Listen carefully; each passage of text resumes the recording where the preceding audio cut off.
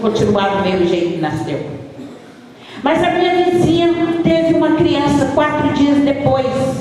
Ele nasceu dia 8 e a minha filha da vizinha nasceu dia 12. Quando foi um dia, ela chegou na minha casa muito nervosa, revoltada, e disse para mim assim: eu quero saber o que você faz com seu filho, porque ele não chora. A minha menina não deixa eu dormir à noite, como todas as mães sabem que as crianças têm dor de barriga, têm dor de ouvido. Criança nasce recente da vida e chora. E eu fiquei sem saber falar com ela o que ele tinha. Não sei, meu filho só não chora. Se eu dei ele comer, come. Se não der, não come. Não chora para tomar banho, não chora para comer, não chora por nada. Era aquela massa que ficava lá no berço. E quando meu esposo chegou no trabalho, eu falei para o meu esposo: a vizinha veio aqui, falou isso, falou assim, e muito nervosa, agitada, porque a filha dela chora, não deixa ela dormir de noite, troca o dia pela noite e tal, tal. E eu quero levar meu filho no médico, nosso filho no médico. Aí ele: não, porque o menino é bom, não chora porque é bom, e não vai gastar com médico e tal. Não vamos. Ele funcionaram 12 dias, marquei a consulta e levei. Cheguei lá, o médico, parece que ele já sabia que meu filho tinha nascido, né? Ele mascunha, e já tinha problema.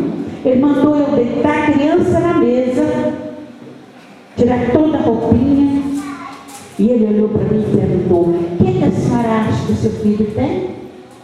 Eu falei assim: não sei, eu trouxe para o senhor. Veio falar comigo o que ele tem. Aí ele disse assim: vou dizer para a senhora, seu filho é mongológico, seu filho é excepcional.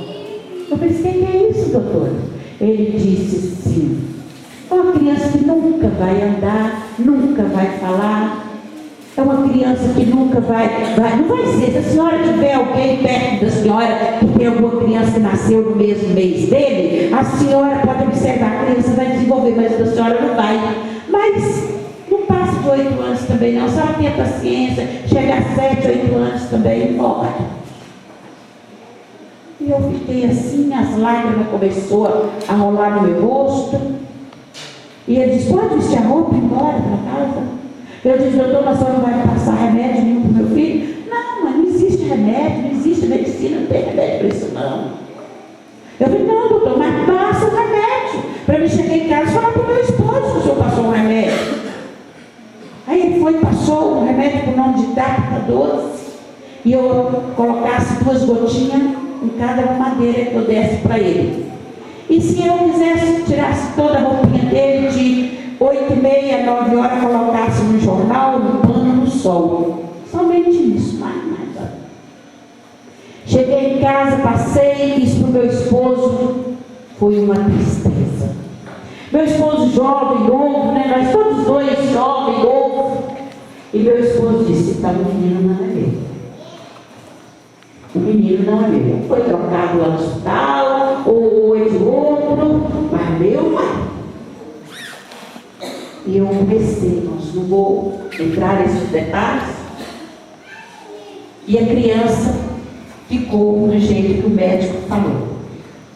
Mas veio do Rio de Janeiro a senhora idônea visitar o seu filho que morava na minha rua, e ela era uma serva do Senhor. E eu estava chorando. E ela disse assim: por que a senhora está chorando, dona Verônica? Eu falei assim: porque o médico disse assim, assim, assim, assim do meu filho. Ela disse: não precisa de chorar. Eu conheço um Jesus que vai ensinar seu filho a falar, vai ensinar seu filho a andar, vai mudar a vida. Tudo que o médico falou vai ser o contrário. E eu disse: mas o que tem que fazer? Aonde está? Não é? Onde está? A senhora aceita ele como o único e suficiente salvador da sua alma? Ah, mas aí tem um problema. Eu não posso aceitar esse Jesus. Por que a senhora não pode? Não posso. De jeito nenhum. Não vou aceitar Jesus. Vou mudar de religião. De maneira nenhuma. Não posso.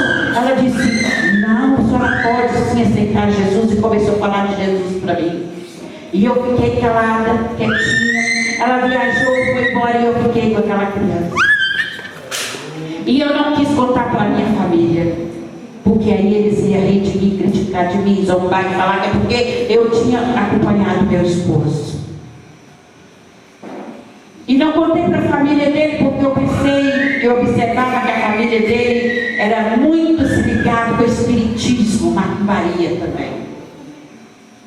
E eu fiquei, irmãos, ali no meu canto. Eu só me lembro que eu olhava para o céu e eu dizia, eu sei que existe um Deus. E Deus, este Deus vai me dar vitória. Engravidei do segundo filho. Deus me deu vitória. Veio o segundo filho. Veio o terceiro filho. Alguém disse que eu era doida. Com o menino daquele jeito de arrumar mais dois. Mas amém, glórias a Deus. Depois, mais tarde, eu fui aprender a palavra do Senhor. Então, que nós encontramos aqui, nós vamos falar nessa noite da palavra da misericórdia de Deus. Eu quero só de concluir para vocês que os outros dois filhos, mais velho meu, começaram a andar, começaram a falar, e pegava na mão de Charles, um de um lado, outro de outro, levantava ele, chamava ele para andar, conversava com ele, brincava com ele, e ele completou 5 anos, começou a andar. 5 aninhos ele começou a andar junto com os irmãos dele. E aí o médico disse assim, nós vamos fazer uma cirurgia no seu filho para despregar a língua dele, a narina, porque ele não tinha narina, era um buraco bem feio, deformado o rosto. E eu vou fazer uma cirurgia. E aí eu pensei, agora estou numa situação muito difícil. Se eu mandar operar este menino, ele morrer, eu vou ficar preocupado, pensando porque eu confiei no homem. E não confiei naquele Jesus que a dona Arlinda falou. Mas se eu não mandar operar também, minha mãe vai brigar, vai dizer que eu confiei no Jesus que a mulher falou e não confiei neles que é católico e nem nas medicinas. Mas eu fiquei a palavra do Senhor guardada no meu coração. Davi, ele diz, guardei a palavra do Senhor no meu coração para não pecar contra ti. E eu guardei a palavra do Senhor no meu coração. Preparei tudo para essa criança operar. E quando chegou o dia, o médico levou para a cirurgia, levou para a mesa, preparou tudo. Daí 40 minutos, volta, me entrega a criança da mesma maneira.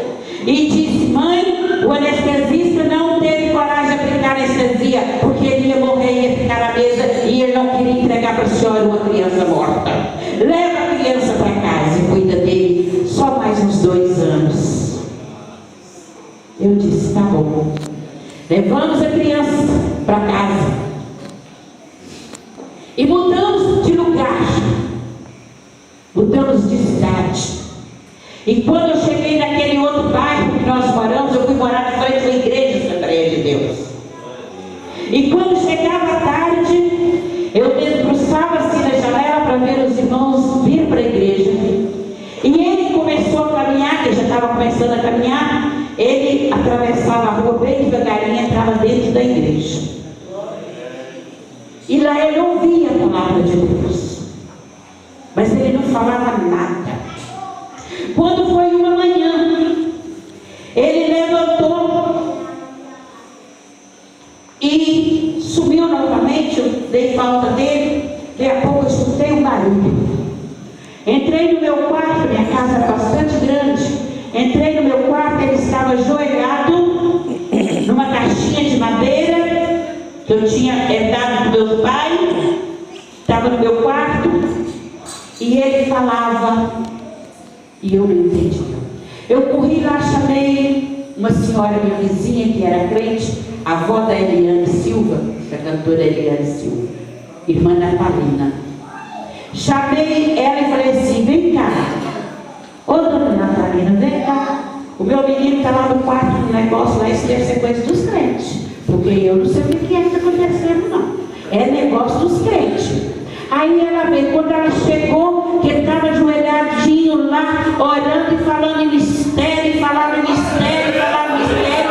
Aí aquele fogo pegou nela, ela começou também a falar em mistério. O seu filho está sendo batizado no Espírito Santo. Jesus está batizando ele, Jesus está batizando ele.